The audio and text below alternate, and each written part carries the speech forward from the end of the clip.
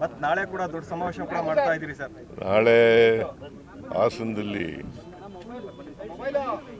ಕಾಂಗ್ರೆಸ್ ಪಕ್ಷ ಮತ್ತು ಸ್ವಾಭಿಮಾನಿಗಳ ಒಕ್ಕೂಟದ ಜಂಟಿ ಆಶ್ರಯದಲ್ಲಿ ಸಮಾವೇಶ ನಡೀತಾ ಇದೆ. ಅದು ಬಹುಶಃ ಹೆಚ್ಚಾಗಿ ಸ್ವಾಭಿಮಾನಿಗಳ ಒಕ್ಕೂಟದವರು ಜನ ಕರ್ಕೊಬರ್ತಕ್ಕಂಥ ಕೆಲಸವನ್ನು ಮಾಡ್ತಾರೆ. ಕಾರ್ಯಕ್ರಮದ ಹೆಸರು ಬದಲಾವಣೆ ಆಗಿದೆ ಸರ್. ಕಾರ್ಯಕ್ರಮದ ಹೆಸರು ಬದಲಾವಣೆ ಆಗಿದೆ. ಹೆಸರು ಏನಿಲ್ಲ, ಮೊದಲಿಂದ ಹಂಗೆ ಇದೆಯಲ್ಲ. ಅಲ್ಲ, ಸ್ವಾಭಿಮಾನಿ ಸಮಾವೇಶ ಇಲ್ಲ. ಕಾಂಗ್ರೆಸ್ ಪಕ್ಷನೂ ಕೂಡ ಸೇರ್ಕೆ ಮಾಡ್ತಾ ಇರೋದ್ರಿಂದ ಇದು ಜಂಟಿ ಆಶ್ರಯದಲ್ಲಿ ನಡೀತಾ ಇದೆ ಸರ್. ಒಂದ್ ಕಡೆ ಮೂಡಾ ಕೇಸ್ನಲ್ಲಿ ಸರ್ ಇಡಿ ಅವರು ಲೋಕಾಯುಕ್ತಕ್ಕೆ ಪತ್ರ ಬರೆದಿದ್ದಾರೆ ಸರ್, ದೊಡ್ಡ ಮಟ್ಟದ ಅಕ್ರಮ ಆಗಿದೆ. ಮೂಡಾ ಕೇಸ್ನಲ್ಲಿ ಲೋಕಾಯುಕ್ತಕ್ಕೆ ಇಡಿ ಅವರು ಪೊಲಿಟಿಕಲಿ ಮೋಟಿವೇಟೆಡ್ ಅಲ್ವಾ? ಏನು ಉದ್ದೇಶ? ನಾಳೆ ಕೇಸ್ ಬರ್ತಾ ಇದೆ. ನಾವು ಹಾಕಿರ್ತಕ್ಕಂಥ ಕೇಸು ಸಿಂಗಲ್ ಜಡ್ಜ್ ತೀರ್ಮಾನದ ಮೇಲೆ ನಾವೊಂದು ಅಪೀಲ್ ಆಗ್ತಾ ಇದ್ದೀವಿ, ರಿಟ್ ಅಪೀಲ್ ಆಗ್ತಾ ಇದ್ದೀವಿ. ಅದು ನಾಳೆ ಬರ್ತಾ ಇದೆ. ಹಿಂದಿನ ದಿನ ಮಾಡಿದ್ದಾರೆ ಅಂತಂದ್ರೆ ಏನರ್ಥ? ನಂಬರ್ 1, ಅವರು ಮಾಡಲಿಕ್ಕೆ ಯಾವುದೇ ಅಧಿಕಾರ ಇಲ್ಲ, ಕಾನೂನು ಪ್ರಕಾರ ಮಾಡೋಕ್ಕೆ ಬರಲ್ಲ ಹಂಗೆ. ಎರಡನೇದು,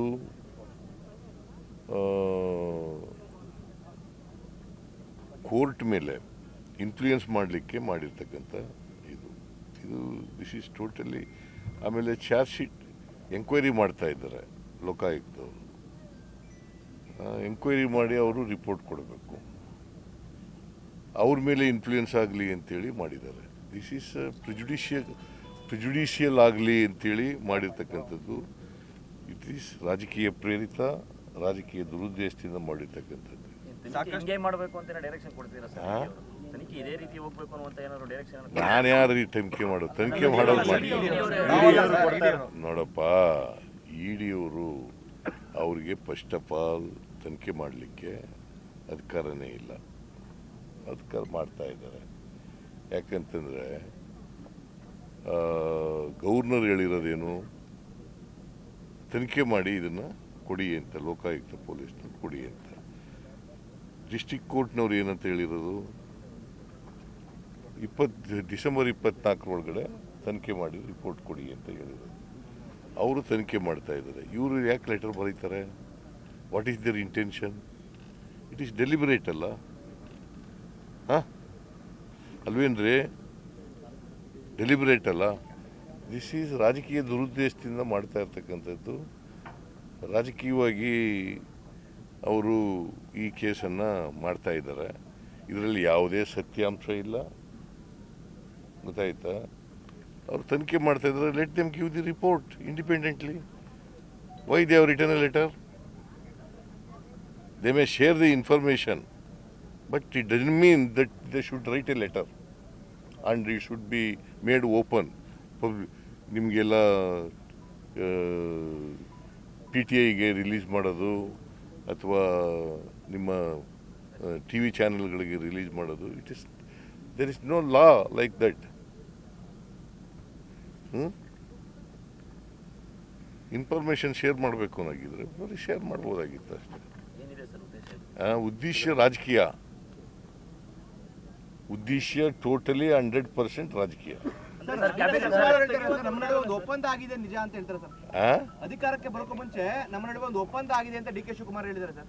ನೋಡಪ್ಪ, ಯಾವ ಒಪ್ಪಂದನೂ ಆಗಿಲ್ಲ. ಹೈಕಮಾಂಡು ಏನು ತೀರ್ಮಾನ ಮಾಡ್ತದೆ ಅದಂತ ನಡ್ಕೊಳ್ಳೋದು ನಾವು. ಇಲ್ಲ, ಸದ್ಯಕ್ಕಾಗಲ್ಲ. ರೀಸಫಲ್ ಯಾರು ಹೇಳಿದ್ರು? ನಾವು ಹೇಳಿದ್ದೀವ? ನಾನಲ್ವ, ನನ್ನ ಪ್ರೆರಗೇಟಿವ್ ಅಲ್ವಾ? ನಾನು ಹೇಳಿದ್ದೀನ? ನನ್ ಕೇಳ್ತಾ ಇದ್ದೀರಿ. ಇಲ್ಲ ಅಂತ ಹೇಳಿದ ಮೇಲೆ ಮುಗಿತಲ್ಲ. ಬೇರೆ ಹಿರಿಯ ಶಾಸಕರುಗಳೇ ಒಂದಷ್ಟು ಹೇಳ್ತಾ ಇದ್ದಾರೆ, ಅಂದ್ರೆ ನಮಗೂ ಕೂಡ ಈ ಸತಿ ಸಿಗುತ್ತೆ ಸಚಿವ ಸ್ಥಾನ. ನೋಡಪ್ಪ, ಯಾರು ಹೇಳ್ತಾರೆ ಅಂತಕ್ಕಂಥದ್ದು ಮುಖ್ಯ ಅಲ್ಲ. ಅಂತಿಮವಾಗಿ ಹೈಕಮಾಂಡ್ನವರು ನನಗೆ ಹೇಳಿ ಸೂಚಿಸಬೇಕು, ನಾನು ಅದನ್ನು ತೀರ್ಮಾನ ತಗೋಬೇಕು.